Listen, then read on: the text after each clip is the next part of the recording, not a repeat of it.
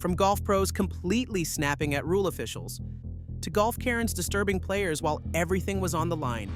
These are the most controversial golf moments that ever happened in 2025.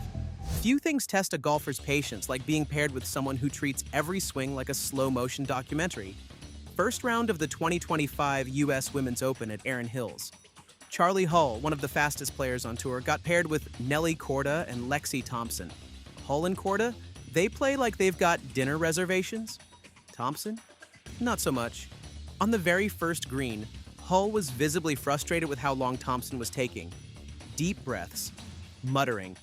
The universal body language of someone whose patience is evaporating. And it only got worse from there. By the 9th tee, Hull was literally sitting down, waiting for Thompson to finish putting on the 8th green. Just plopped down on the tee box like she was at a bus stop. Now, if you know Hull, you know she's been brutally honest about slow play. Hull once said she wanted ruthless penalties. 2-shot penalties for bad times. And if you rack up 3, lose your tour card. Go back to Q school, she said. That'd kill the slow play. Thompson stayed quiet during the tournament, but fired back days later, saying, "I'm not as fast as my playing partners, but I'm also the last person that wants to be out there for 6 hours." Fair point. But when you're grouped with 2 players who treat golf like a track meet, you're gonna look slow. The tension? Absolutely electric. The lesson? Speed kills. And so does the lack of it. Next up, imagine that you spend years building a reputation.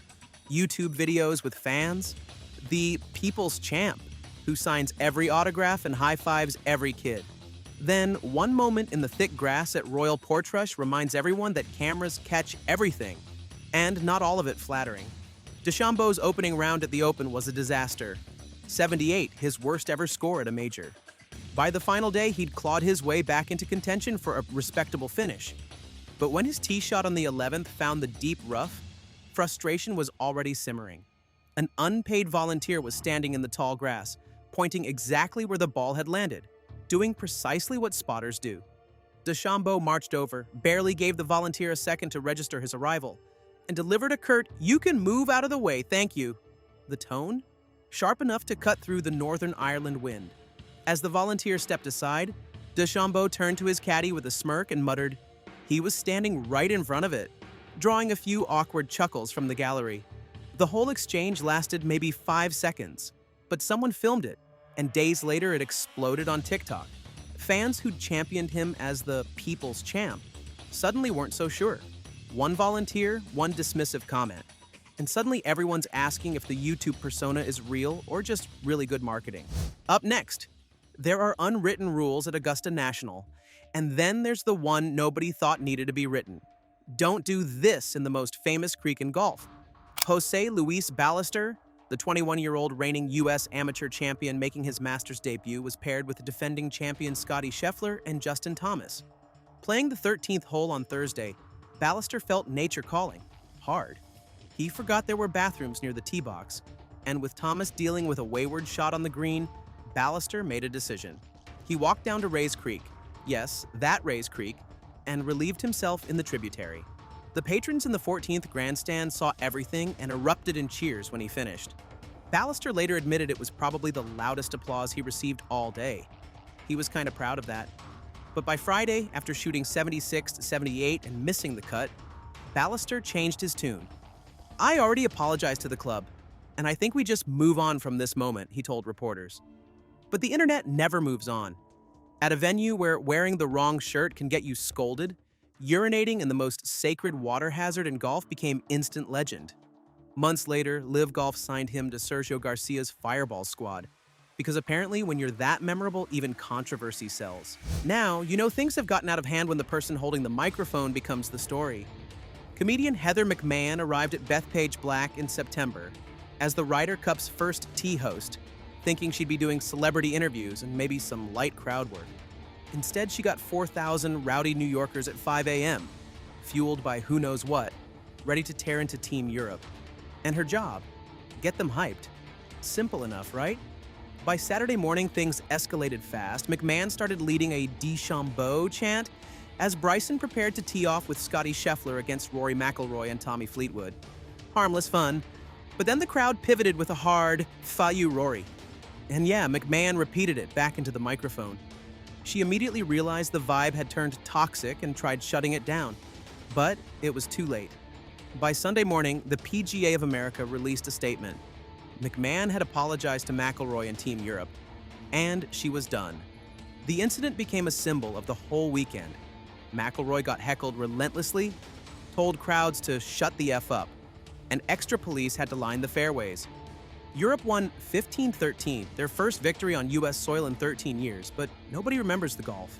McMahon later offered to do a comedy tour in Ireland as penance, possibly involving a Guinness dunk tank. When your redemption arc includes volunteering to get pelted with soft clubs, you know you messed up. Coming in next.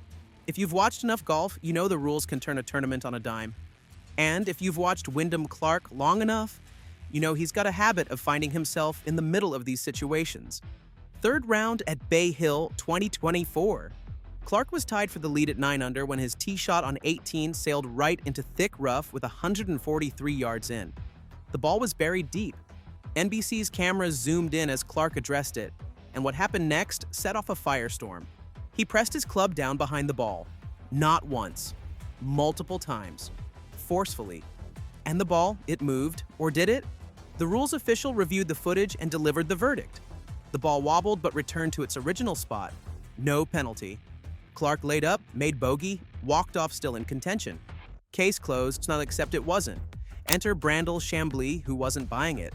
I would respectfully disagree with the rules officials, Chambly said on Golf Central. He said that the ball clearly moved and he saw it live. The golf world exploded. Fans called it cheating. Clarck defended himself. I'm not cheating or anything like that. Obviously they zoom in and it makes it look worse. He got cleared. But once the court of public opinion gets involved, the official ruling doesn't matter anymore. Sometimes in golf, it's not what you do. It's what the camera catches you doing. Moving on to the next. The thing about scars in golf is that they never really heal. You just learn to live with them. And when someone decides to rip one open in public, well, things get interesting, to say the least.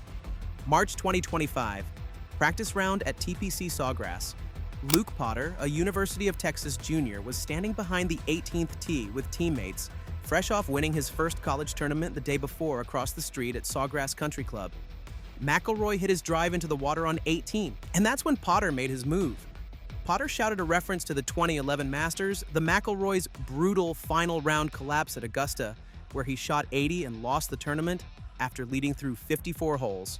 One of the most painful moments in Rory's career. And this kid just threw it in his face like it was a punchline. McIlroy turned around, walked straight over to Potter and said, "Can I see your phone?" Then he took it and walked away. It was like a teacher catching a student texting in class and kept moving. Potter got his phone back eventually, but he was escorted off the property. He later apologized, even calling it a good learning experience. Maybe being a teacher actually came in handy, huh? Let's move on. Golf has its drama, but nobody expected the Internet Invitational to turn into a slow-motion car crash for its biggest star. 48 content creators showed up to Big Cedar Lodge chasing clout, chaos, and $1 million prize. But the loudest story wasn't a clutch putt or a miracle birdie. It was a tiny move that would end up swallowing Paige Spiranak's week. The final match came down to Spiranak's 3-person team. High stakes, tight competition, and unfortunately for Spiranak, a lot of cameras rolling. Milosi Togisala's ball dropped into some nasty fescue, the kind of spot where you're just praying to move it a few feet. What happened next ended up defining the whole tournament, and not in a good way. YouTuber Peter Finch spotted it first. Spiranak had walked ahead of the ball and appeared to press down the long grass, creating a cleaner path for Togisala's shot. A clear violation of Rule 8.1, which explicitly prohibits moving, bending, or breaking any growing or attached natural object to improve a lie. When confronted, Spiranak's response was almost more shocking than the act itself. "I thought you could do that. I didn't realize you couldn't do that," she said. No penalty was called during play. Her team lost the match on the 18th hole anyway. Whether it was ignorance or gamesmanship, the damage was done. The most famous participant had cheated on camera. Next up, when everything in your game is falling apart, the last thing you need is to drill someone with a golf ball and make it their fault. Max Homa showed up to Augusta in April carrying baggage that had nothing to do with his clubs. He'd missed 5 straight cuts. His childhood friend and longtime caddy Joe Greiner had just left him. and it wasn't mutual. He'd changed coaches, equipment, even quit social media. The guy who built his brand on self-deprecating humor was now ranked 81st in the world and hadn't made a weekend in months. Thursday's opening round started shakily. 2 birdies, 2 bogeys through 7 holes. Then came the 8th, where Homa yanked his tee shot left into the pine straw. He punched out toward the fairway, threading it cleanly between the trees. Perfect recovery shot. Except there was a 4 caddy standing in the middle of the fairway because the group ahead was still putting. The ball, of course, nailed him square in the backside. And Homa's immediate reaction? Come on, dude. As if the guy standing there doing his job was somehow the problem. Homa parred the hole and finished with a 74. He eventually made the cut, his first in months. But when you're rebuilding your reputation, blaming the help for existing isn't the look. Up next, ever made a tiny mistake that completely ruins your day? Now imagine making that mistake at a major championship in front of the entire golf world. Heather Angel earned her spot at the KPMG Women's PGA Championship the hard way, finishing 5th at the LPGA Professionals Championship to join the Corebridge financial team. She's a 2-time South Florida PGA Teacher of the Year, the Director of Instruction at Fiddler's Creek in Naples, and someone who'd played professionally for over a decade. This was her dream encore. Her second shot at a major. Thursday at PGA Frisco was brutal. 100-degree heat, a 10-mile walk, and rounds stretching past 6 hours. Angel ground out a 15 over 87, including a double bogey 6 on the par 5 16th hole. Except when she signed her scorecard, she'd accidentally written down a 5. 1 stroke, 1 number. Rule 3.3b doesn't care about your intentions. Sign for a score lower than you made, you're disqualified. No appeals, no do-overs. Angel later explained she'd been battling health issues for years. Blood sugar struggles that caused brain fog in the extreme conditions. She also revealed that officials never told her about a new 15-minute grace period to fix scoring errors. And by the time they called 45 minutes later, it was too late. Her integrity got questioned across every golf outlet. Her major championship dream? Over before the weekend even started. Here we are with the next one. Imagine having to deal with a Phil Mickelson counting every blink you take. Live, online, while you're chasing $10 million like it's a runaway golf cart. Patrick Cantlay entered the final round of the Tour Championship tied for the lead with Tommy Fleetwood, playing for the FedEx Cup and its massive first-place prize. He'd posted 5 top 10 finishes that season, and this T2 result would be his best showing in over 2 years. But Cantlay and Fleetwood's pairing fell 2 holes behind schedule on the back 9 in a 30-player field, forcing officials to put them on the clock. The problem? Cantlay's pre-shot routine includes an absolutely insane foot shuffle ritual that viewers couldn't stop watching, and not in a good way. Jason Page tweeted, "If you watch, you can actually see the grass growing under Patrick Cantlay's feet. Brutal." Then Phil Mickelson chimed in. Mickelson retweeted and wrote, "Absolutely savage, the shot in question." Cantlay found the rough and bogeyed the hole, dropping him out of first place. He finished T2 behind Fleetwood, watching $565 million slip away. Cantlay later defended himself, explaining he takes his time to make the right decision, especially in difficult situations. But when you're shuffling your foot 26 times and the PGA Tour legend who plays on Live is publicly trolling you with calf raise jokes, the slow play debate just became personal. Coming in next, some golfers hide their rage, others bottle it up. Then there's Tyrrell Hatton, who treats anger like a performance art. Round 2 at Quail Hollow, and Hatton was having the kind of day that builds momentum. Back-to-back birdies early. Another at 17, 5 under par, 1 shot off the lead. Everything pointed toward a weekend near the top of the leaderboard at a major championship. But momentum in golf is a fragile thing. And for Hatton, it shattered in spectacular fashion. The 18th tee, par 4. His drive leaked left and disappeared into a creek with a splash. What happened next was nuclear. Hatton turned on his driver, stared it down like it owed him money, and called it a piece of shit into a hot mic on national television. But the nightmare wasn't over. After the penalty drop 40 yards behind the water, his third shot chunked short into thick rough, still 40 yards from the green. His fourth, swallowed by the grass, didn't even reach the putting surface. At that point, Hatton bent down and literally spat at the spot where his ball had been sitting, like the earth had personally betrayed him. By the time he tapped in, it was a triple bogey 7, 5 under became 2 under in one catastrophic hole, dropping him out of serious contention and down to a tie for 23rd. And millions of people watched him completely lose it in real time. All right, on to the next. You know Shane Lowry? The guy wears his heart on his sleeve, plays with pure emotion, and when things go sideways, you're gonna hear about it. So when his tee shot on the 8th at Quail Hollow during round 2 bounced sideways into someone else's divot, you could almost feel what was coming. So what happened? Lowry stripes one down the fairway, just 57 yards left to the pin, walking down smiling after a birdie on 7. Then he gets to his ball and it's buried, like really plugged deep into the turf. He calls a rules official thinking this is just an embedded ball. But oh no, the ball was embedded, sure, but not in its own pitch mark. It had plugged into someone else's old divot. And according to Rule 16.3, that means no relief. You hit a perfect drive and get punished for someone else's laziness? That's the kind of thing that makes a major championship feel like a cruel joke. Then it got worse. An ESPN on-course reporter jumped into the rules discussion uninvited, adding his 2 cents when nobody asked. That's what really set Lowry off. Lowry chunked the next shot into a greenside bunker, slammed his club into the ground, ripped out a massive divot, and screamed, "Fat this place." He made bogey, then flipped his middle finger at the hole as he walked off. At that point, the only thing more shredded than the turf was Lowry's patience. Fuck off. Right? Shut the fuck up. You didn't turn the 18th tee either. Well, that's not something you expect to hear from a golfer walking off the 18th green. But Ian Poulter? The man was done playing nice. It was a very bad day for him. His luggage, including his clubs, had been left behind at Heathrow Airport. He was already frustrated before even teeing off. Then he shot a brutal 79 on Sunday, the kind of round where nothing goes right. And through it all, this one fan wouldn't shut up. He had been chirping at him throughout the final round at Live Golf Houston, and Poulter, who never holds back, finally snapped. You were fucking piping up an 18th tee, so fuck off. The fan tried playing innocent, told him to relax. Wrong move. Poulter fired back even louder this time. So I suggest you shut the fuck up. We aren't trying to defend Poulter, but this was real anger. The kind that builds when someone's been needling you all day and you finally had enough.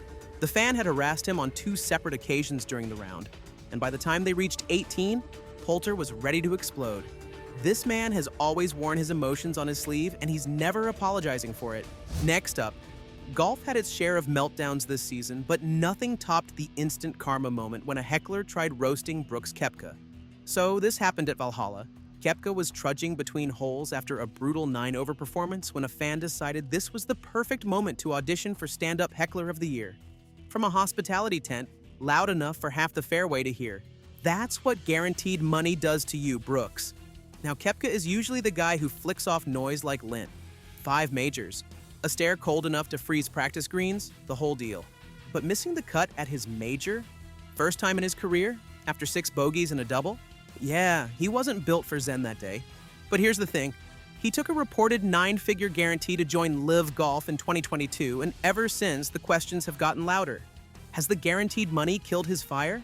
He took about 15 steps, stopped, turned, and fired back. You want to come down here and say it? Instant silence. You could practically hear the guy shrinking back behind the rope line, reconsidering every life choice that led him to this moment. Next up, you know how golf prides itself on being this pure, tradition-bound sport where the rules are sacred and everyone's supposed to play by the same code? Well, in 2025, the LPGA and USGA made one of the biggest, most debated rule changes the sport has seen in years. The new policy says that to compete on the LPGA Tour, Epson Tour, LET, or in USGA Women's Championships, a player must be assigned female at birth or must have transitioned before male puberty. Anyone assigned male at birth has to prove they didn't go past the earliest stage of puberty or age 12, and they still have to stay under strict testosterone limits. That change instantly reshaped one career, Hailey Davidson's. She played men's college golf at Wilmington University, transitioned in 2015, had gender-affirming surgery in 2021, and had just earned limited Epson Tour status after making it through the 2nd stage of Q School. Weeks later, the new rule pushed her out completely. The LPGA said it was about fairness. Critics called it exclusion. What's clear is that this wasn't just about one player. It was the sport drawing a line that half the golf world thinks is overdue and the other half thinks goes too far. And that fight isn't ending anytime soon. Next up, if I have learned anything, it is that golf has a way of breaking even the happiest players. Tom Kim is the last guy you'd picture ripping a locker room door off its hinges. He's the kid who beams through every round, the caffeine shot of the PGA Tour. But, as I said, even the happiest players crack when the moment hurts enough. October 2025, Genesis Championship in South Korea, home crowd, final hole. Kim's got an 8-footer to win it outright. It lips out. Off to a playoff with Ben on. Both reach the par 5 18th and 2, but Kim's ball lands in thick rough just right of the green. He has to stand in a bunker and clip a soft chip to a tight pin. One of those shots where you either look like Sev or like you've never played before. Kim chunks it straight through the green and into the grandstands. Ben makes birdie. Kim makes bogey. Tournament over, frustration, expected. But Tom Kim levels of frustration, new territory. He heads into the locker room and yanks open door number 571 so hard it literally comes off the hinges. His manager tried the classic PR spin. He just opened it too aggressively. Right, the KPGA said he failed to maintain dignity, issued a warning, and Kim paid for the door. No suspension, but the photos went everywhere. The kid who brings joy to golf just showed us he cares that much. Sometimes that's what happens when the stakes are everything. Next up, here's a fact. Scottie Scheffler just wins everything. I mean, the guy was basically on autopilot this year. In the final round at the Travelers, he's leading Tom Kim by 1 heading to 18. Standard Sunday for the world number 1, right? Well, now we aren't so sure. As Scheffler's lining up a 27-foot birdie to put it away, 6 climate protesters sprint onto the green waving smoke bombs. Red, yellow, white powder everywhere, turning the 18th into something out of a bad movie. Some wore shirts reading, "No golf on a dead planet." The whole scene goes sideways. Police tackle protesters to the ground, while Scheffler just stands there trying to process what's happening. Akshay Bhatia later said he was scared for his life. The crowd's booing, security's everywhere, and there's literal paint on the putting surface. Then Kim's got a 10-footer to tie. After a 5-minute delay, he drains it. Ice in his veins. He said the chaos actually helped. It took his mind off the pressure. They moved the whole location for the playoff to avoid the damaged spots. And because it's Scottie Scheffler, he wins with a par on the first playoff hole anyway. His 6th win of 2024, most since Tiger had 6 in 2009. Extinction Rebellion claimed responsibility, saying golf fans should understand climate action. All 6 protesters were arrested and charged. Absolute madness. Next up, what's the secret to landing an LPGA start? Apparently, it isn't elite stats or a trophy case. It's a famous last name and a TikTok audience big enough to fill a small country. Because that's what it reads when you give an 18-year-old ranked 401st in the American Junior Golf Association a sponsor's exemption to play against the best women golfers on the planet. But everyone knew Kai Trump wasn't getting that invite because of her game. The LPGA and tournament organizers wanted her social media following and her last name.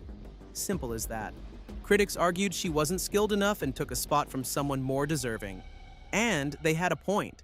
Trump had finished no higher than 24th in 3 2025 AJGA starts, averaging 83.56 over 9 rounds. But tournament host Annika Sorenstam defended the decision hard, saying it was about opportunities and lessons learned, not winning. So how'd it go? Round 1 was a disaster. 9 bogeys, 2 double bogeys, no birdies. Trump later admitted the nerves absolutely destroyed her. She improved dramatically in round 2, shooting 75 with 4 birdies and nearly making her first hole-in-one. But she still finished 18 over, dead last, 17 shots behind the cut line. But hey, if the goal was chaos, clicks, and a nationwide eyebrow raise, mission absolutely accomplished.